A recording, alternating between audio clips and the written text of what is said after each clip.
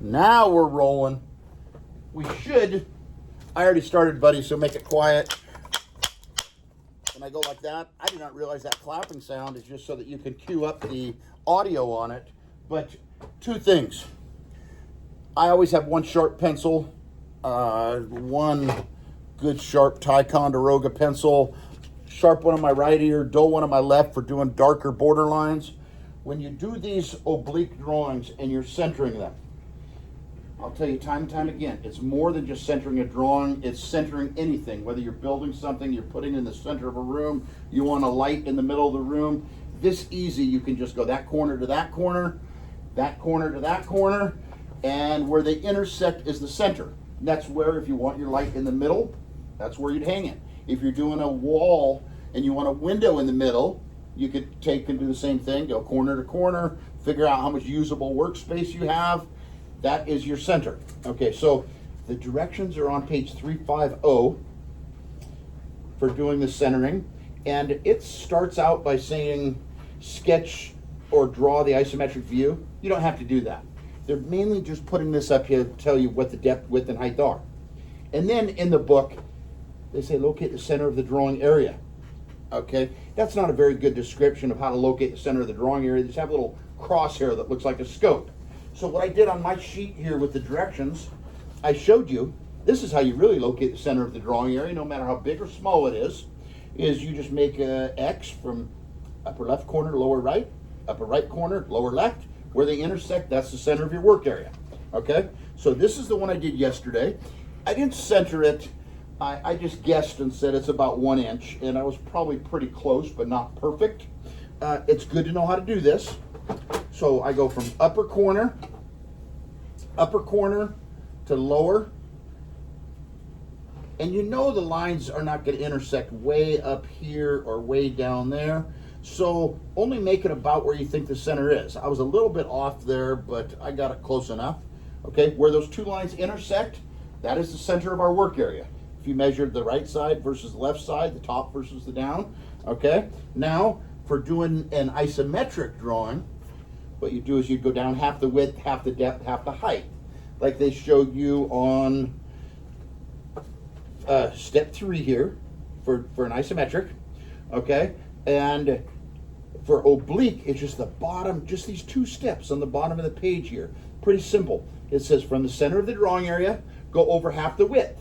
Okay, so I'm going to go over half the width. If I look at drawing, let's do drawing 1, and we'll turn drawing 1 into 4. So we'll get done with 2 drawings here real quick.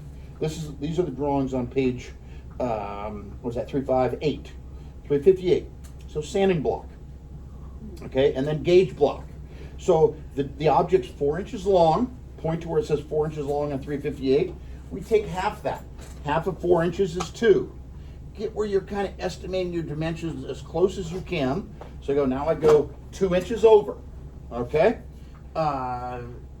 2 inches over at the end of that line. Now I go down half the depth. Okay, so looking at the sheet here, I really prefer using the sheet versus the book, just because I don't like to have that much stuff open on my desk. Half the width and then half the depth, the angle of the oblique, which is usually 30 degrees. If you can't find a 30-60 degree triangle, you can use a 45. Okay, so now I come down half the depth. Depth is 1.5.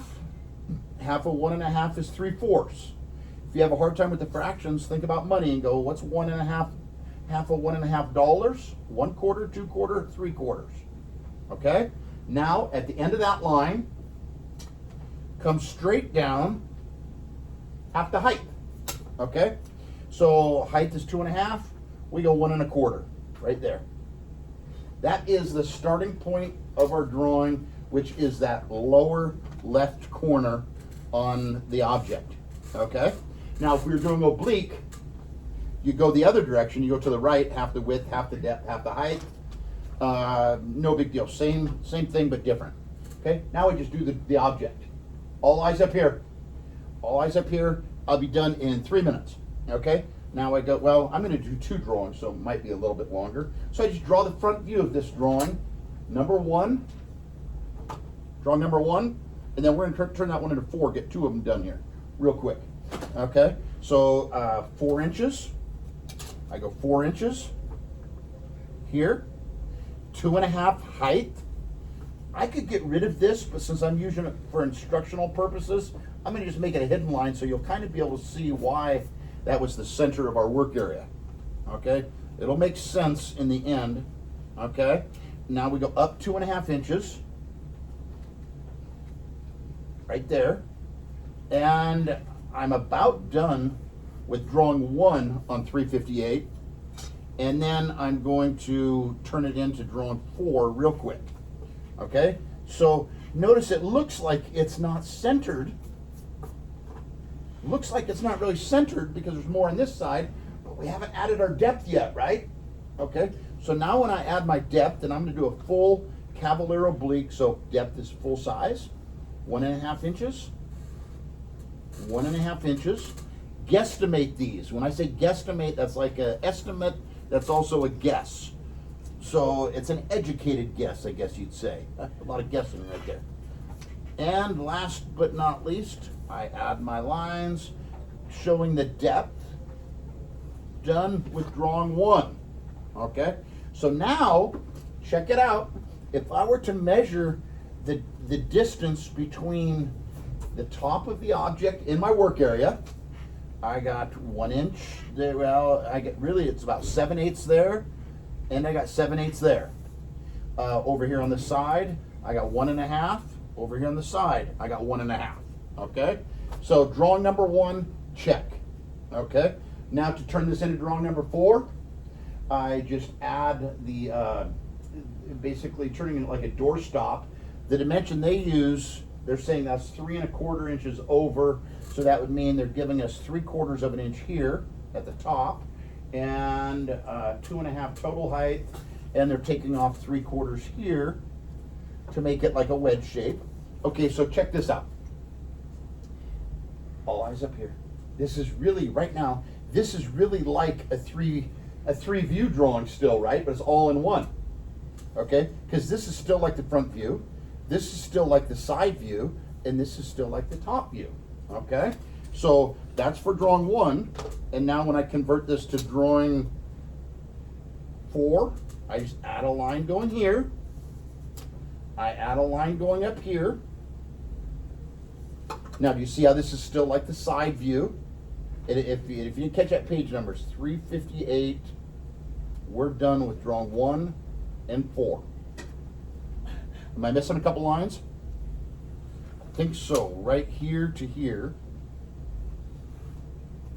to turn that into 4. That one looks a lot like drawing our very first drawing we did, but now we're doing it in oblique. Okay, and to make it kind of show that I did do both drawings, I'm gonna make those hidden lines. I had a student yesterday, Andrew broke the record of the most drawings in one day. I just did 2 of them there for you. He got done with 11. Okay, so you should be able to get done with 2 pretty easy. You look at this, still a front view, still a side view. If you want to do any shading or get artsy at all, you sure can. Okay, I'm going to stop right there